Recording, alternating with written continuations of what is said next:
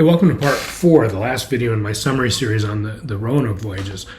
You probably know the basic story that a resupply mission came back 3 years later, found the colonists missing, and found the word Croatoan carved into a palisade. But you probably don't know most of the story. Let's back up a bit. Previous video ended with the last day we know anything about what the planters were doing. The usual framing that they were off to a good start with a fairly successful first summer and then were somehow lost is not a reasonable one. More faithful to the historical record is that they were a colony that never really got started. John White was not ready to lead anything, and the few proactive steps the group made, a diplomatic trip to Croatoan and an attack on Dasamankapuk, were likely spearheaded by Captain Edward Stafford and other armed sailors that were not part of the colony but were part of the anchored fleet that was there with them the entire time and were probably acting as their protectors. Though it's true the group initially thought they would go clean up old houses and even start building some new ones, all of that changed just a few days in when Howe was murdered. That's probably stopped them in their tracks and put them in a holding pattern in and around the anchored ships. Evidence for this view, well, it's fivefold. One is the absence of any mention of activity on Roanoke in John White's treatment. Two is the fact that the ship stayed there all that time, something not otherwise explained. Time is money for Ferdinand and the sailors who are armed and ready for capture of Spanish ships. Three is the comment that the 20 who went by boat with Stafford left Croatoan and, quote, came aboard the fleet at Hatteras. So they didn't go to Roanoke. They went back to the fleet at Hatteras. When White whines about people messing with his stuff, he says already he has proof because they were just away from him once for 3 days. The 3 and not 4 is significant because it's on the third day that White gets back to the fleet at Hatteras. Presumably it will be another day before he got over to Roanoke. And number 5, here's the big one. To prepare for the return voyage, when they do finally go, a week and a half before the colonists go dark, the ships have to first finish unloading the planters' food and trunks. So their food and stuff is still on the ships as the ships are preparing to leave right at the end of the time we know anything about what they were doing. That day that they finish unloading the ships and are finally over at Roanoke Island, that's the day Virginia Dare is born, August 18th, and the ships are gone 9 days later. This corner of history is a well-known magnet for weird claims and wacko conspiracies and the like, but what I find most bizarre is the general degree of acceptance of a short, politically convenient, suspiciously uncorroborated story. That you probably know the short version. White comes back 3 years later, he finds the Roanoke site abandoned, he finds a carved word Croatoan, he's unable to go there because of sea troubles, and then he says, oh yeah, we agreed in advance they'd leave a note, and at least he knows where they are and that they're doing well. To put this 1590 voyage in perspective, it helps to start by getting to know a few of the key characters better, and we'll start with Walter Raleigh.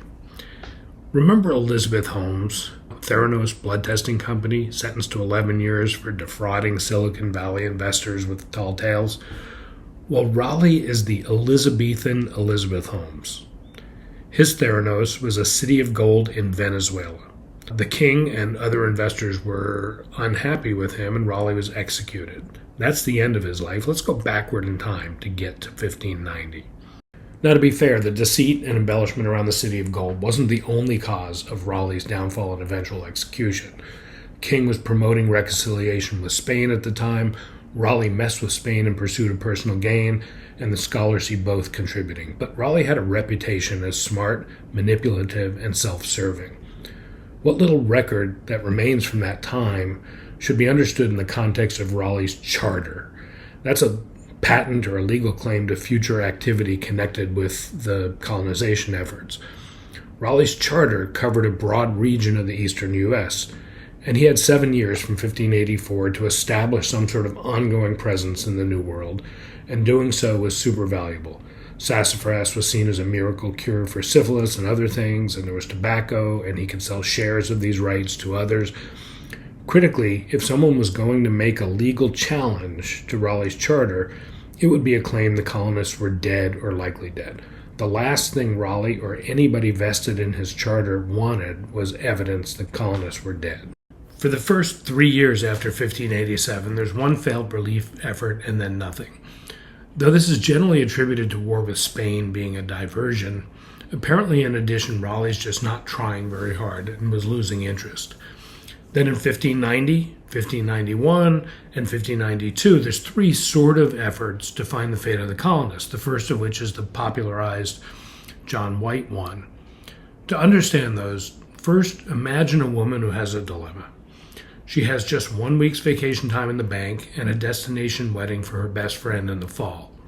She really wants to take a family summer vacation to the Outer Banks, though. So she brings along her computer, fires it up on Wednesday afternoon to check a few emails, and then calls the whole week a work trip. How does this relate to those three voyages? Well, England did not want to be seen as openly endorsing pirating, and expeditions needed a royal license to proceed, so there was a market for pretense, for a plausible, noble reason to set sail.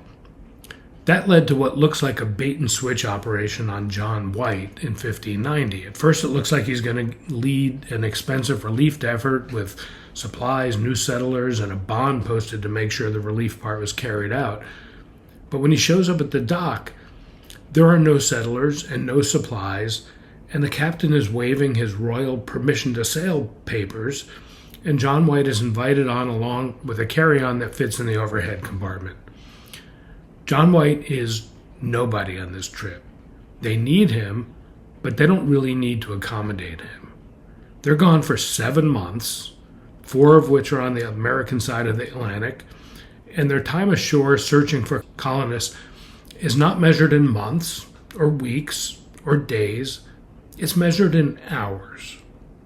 The morning they walk onto Roanoke Island, well, they're back on the ships that same evening at sunset several hours away.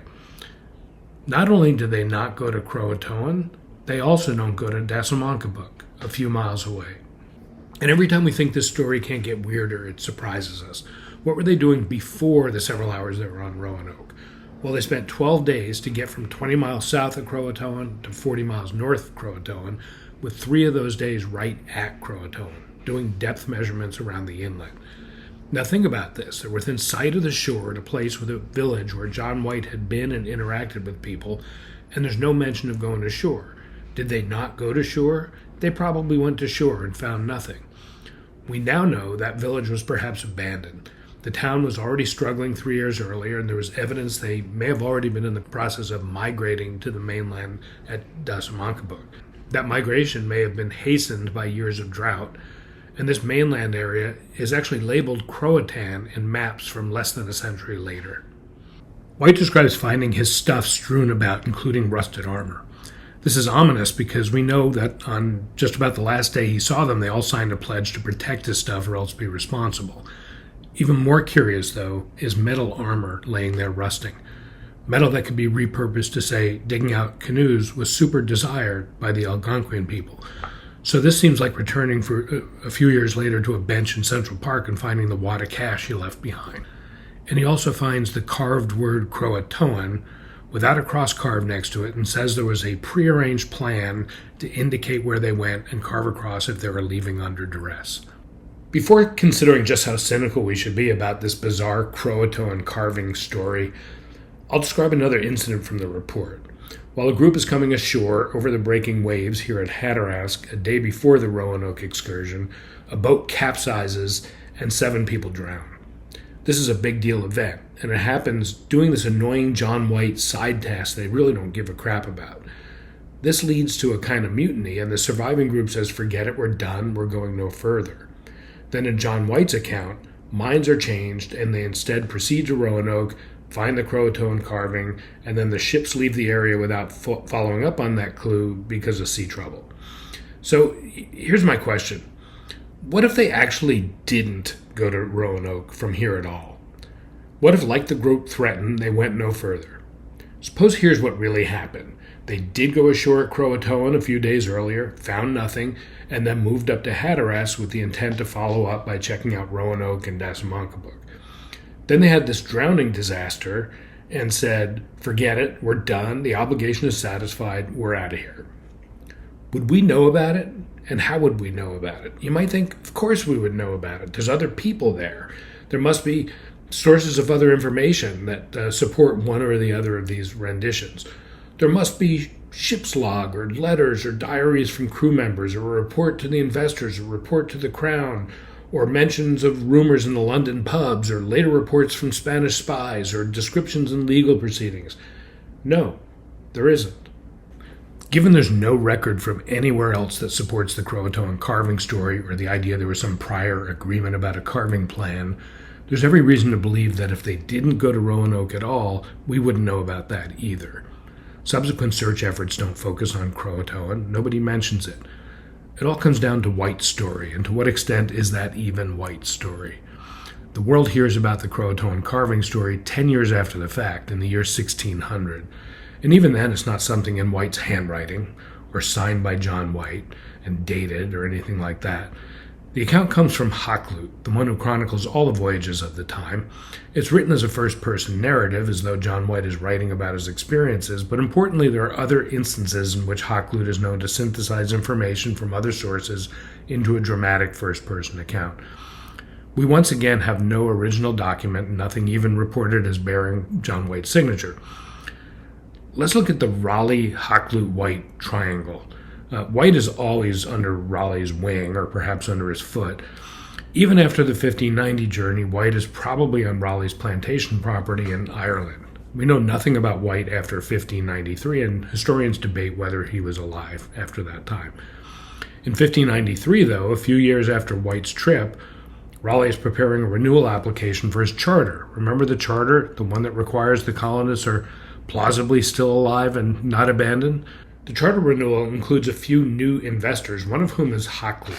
This is a change for Hakluyt, going from essentially an academic chronicler to joining Raleigh as a financial investor.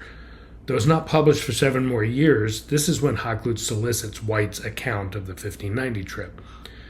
In summary, we have a 10-year later politically convenient narrative from financially interested reporters with a complete lack of corroborating evidence.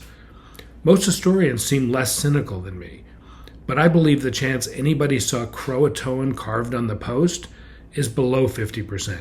More likely no than yes. So this is the end of my summary descriptions about the Roanoke Voyages. There are a few things unique about my treatment. Maybe the most glaring, though, is I don't speculate about what happened to the settlers.